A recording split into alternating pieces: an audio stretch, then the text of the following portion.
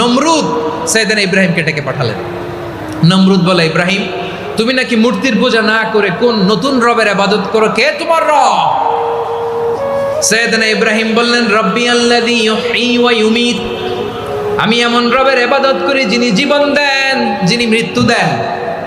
নমরুদ বলে, তাই নাকি? তোমার রব জীবন দেয় মৃত্যু দেয়, আর এটা তো আমি দেই, আমিও তো জীবন দেই, আমিও তো মৃত্যু দেই। সাইয়েদনা ইব্রাহিম বললেন, কেমন করে তুমি জীবন দাও মৃত্যু দাও, একটু দেখাও তো। নমরুদ জেলখানা থেকে দুজন কয়েদিকে ডেকে আনলো, কয়েদি এনে অর্ডার করলো, একটাকে এখনই শিরোচ্ছেদ, হেড অফ, ডেথ পেনাল্টি, মৃত্যুদণ্ড দেয়া হলো, ফিনকি দিয়ে রক্ত বেরোলো। নমরুদ বলে, দেখো দুজনকে ধরে আনলাম, একজন কয়েদিকে দিলাম ডেথ পেনাল্টি, মৃত্যুদণ্ড, ওরে মৃত্যু দিলাম। আরেকজন যে দাঁড়িয়ে আছে, চাইলে ওরেও আমি মৃত্যুদণ্ড দিতে পারি, কিন্তু না, ওরে আমি দিব না, ওরে আমি বাঁচাইয়া দিলাম, ছেড়ে দিলাম, মানে জীবন দিলাম। দেখো ইব্রাহিম, তোমার চোখের সামনে একজনরে মৃত্যু দিলাম, আরেকজনরে জীবন দিলাম। আপাত দৃষ্টিতে তাই তো, একজনরে তো জীবন দিল, আরেকজনরে মৃত্যু দিল। সাইয়েদনা ইব্রাহিম এবার বিপাকে পড়ে গেলেন। কিন্তু এক একজন নবীকে আল্লাহ এমন উইজডম বিচক্ষণতা দিয়ে এই জমিনে পাঠিয়েছেন, মুহূর্তের মধ্যে আল্লাহর খলিল ইব্রাহিম বললেন, ফাইন্নাল্লাহা ইয়াতি বিশ-শামসি মিনাল মাশরিকি ফাতি বিহা মিনাল মাগরিব ফাবুহিতাল্লাযী কাফার। আল্লাহর খলিল ইব্রাহিম বললেন, নমরুদ বুঝলাম তুমি জীবন দাও মৃত্যু দাও দেখলাম, কিন্তু আমার রব, আমার আল্লাহ প্রতিদিন সকালবেলা উষা লগ্নে ওই পূর্ব দিগন্ত থেকে সূর্যটাকে উদিত করেন, সাঁঝের বেলা, বিকেল বেলা, কুথুরি লগ্নে, সন্ধ্যাবেলা ওই দ্বিপ্রহরের জলে সূর্যটাকে পশ্চিম দিগন্তে ডুবিয়ে দেন। মানে সকালবেলা পূর্ব দিক থেকে উদিত করা সূর্যটাকে পশ্চিম দিকে বিকেলে তিনি ডুবিয়ে দেন। তুমি যদি পারো ওই সূর্যটাকে পশ্চিম দিক থেকে উদিত করে পূর্ব দিকে ডুবিয়ে দাও। সুবহানাল্লাহ পড়বেন না? দেখেন, ইনস্ট্যান্ট ইন্টেলেক্ট, মুহূর্তে বিচক্ষণতা, উইজডম কাকে বলে? নমরুদ পারবে? নমরুদের বাপ পারবে? ওর দাদা, ওর 14 গোষ্ঠী, গোটা বিশ্বের সব ক্ষমতাধর রাষ্ট্রনায়করা একসাথে হলে পারবে? ফাবুহিতাল্লাযী কাফার পারে নাই, ব্যর্থ হয়েছে। এবার তেলে বেগুনে জ্বলে উঠেছে, রেগে মেগে আগুন বলে, ফালকুহু ফিল জাহিম, ওর সাথে তর্ক নাই, না পেরে এবার এটারে আগুনে ফেলা। বিশাল বিশাল গাছ কেটে লাকড়ি এনে আগুনের কুণ্ডলি বানানো হলো, দাও দাও দাও দাও করে আগুন জ্বলে।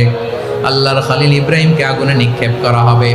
আল্লাহর খলিল সাইয়েদনা ইব্রাহিমের হাতের মধ্যে রশি দিয়ে টাইট করে বাঁধা হলো, পায়ের মধ্যেও টাইট করে রশি দিয়ে বাঁধা হলো। আল্লাহর খলিল ইব্রাহিমকে আগুনের কুণ্ডলির মধ্যে ফেলা হবে।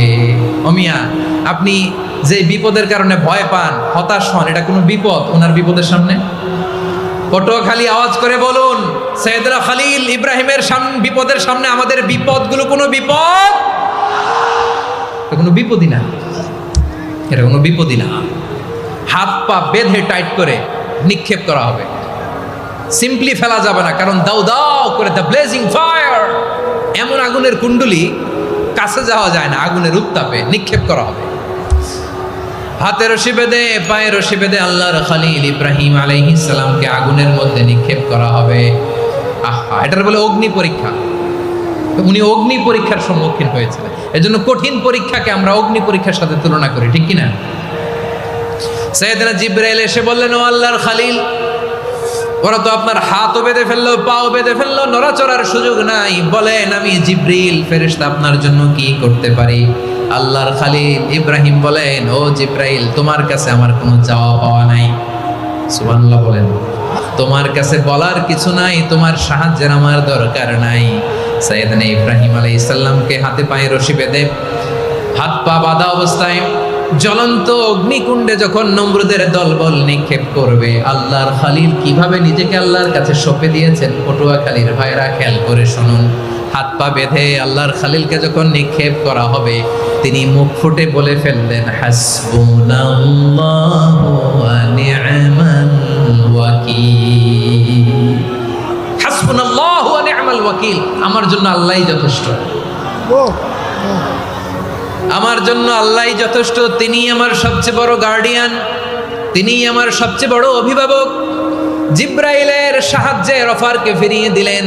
দুনিয়ার বুকে কারো কাছে কিছু বলেন নাই, মুখ ফুটে বলেছেন হাসবুনাল্লাহ।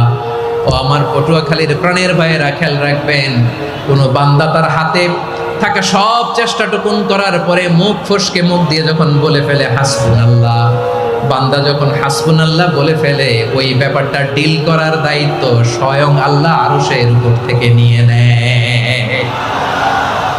আপনি যখন বলে ফেলবেন হাসবুনাল্লাহ, এটা ডিলিং করবে কে তখন? চিল্লায় বলেন না, তিনি কে?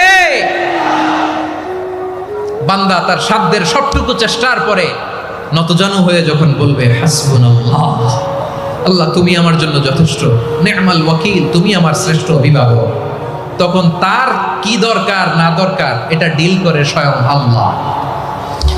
নিক্ষেপ করা হলো সাইয়েদনা ইব্রাহিমকে অগ্নিকুণ্ডলিতে। হাজার হাজার মানুষের দৃশ্য দেখার জন্য জড়ো হয়েছে এরকম বিশাল ময়দানে। কিন্তু কি অবাক করা ঘটনা, সবাই ভয় পাচ্ছিল, না জানে কি হয়ে যায়। আল্লাহর খলিলকে যখন আগুনের কুণ্ডলিতে নিক্ষেপ করা হয়, আল্লাহর খলিল ইব্রাহিম আগুনের কুণ্ডলের মধ্যে বসে বসে মানুষগুলোর দিকে তাকিয়ে হাসতে শুরু করে দেয়। কারণ আকাশ থেকে রব্বুল আলামিন স্পেশাল ভার্ডিক্ট নাজিল করেছেন, স্পেশাল হুকুম জারি করেছেন, কুল্লা ইয়া নারু কুনি বারদান ওয়া সালামান আলা ইব্রাহিম। ও আগুন খবরদার, সৃষ্টির শুরু থেকে তোকে একটা ধর্ম আমি বাতলে দিয়েছিলাম, তোর ধর্ম, আগুনের ধর্ম হলো যা পাবে জ্বালিয়ে সারখার করবে। আল্লাহ বলল, ও আগুন, তোর ধর্ম দিয়েছিলাম, তুই সব জ্বালিয়ে পুড়িয়ে সারখার করে দিবি, কিন্তু ক্ষণিকের জন্য আমি তোর জ্বালিয়ে দেওয়ার ক্ষমতাটাকে কেড়ে নিলাম, জ্বালিয়ে ভস্ম করে দেওয়ার ক্ষমতা আমি কেড়ে নিলাম। কুনি বারদান, ঠান্ডা হয়ে যা, কিন্তু এত বেশি ঠান্ডা হবি না আবার আমার ইব্রাহিমের জন্য সর্দি লেগে না যায়। সুবহানাল্লাহ, এত আস্তে বললে হবে? কুনি বারদান, বারদ মানে বরফ, ঠান্ডা, ঠান্ডা হ, কিন্তু এত ঠান্ডা হবি না যাতে আমার ইব্রাহিমের কষ্ট হয়। আগুন বলে, আল্লাহ একবার বললাম ঠান্ডা হ, আবার বলো এত ঠান্ডা হবি না যাতে খলিলের সর্দি না লাগে। কেমন ঠান্ডা হব, কেমন এনভায়রনমেন্ট তৈরি করে দেব বলো? আল্লাহ বললেন, সালামান আলা ইব্রাহিম, আমার খলিল, আমার কলিজা, আমার ইব্রাহিমের জন্য তুই জান্নাতের গুল বাগিচা হয়ে যা।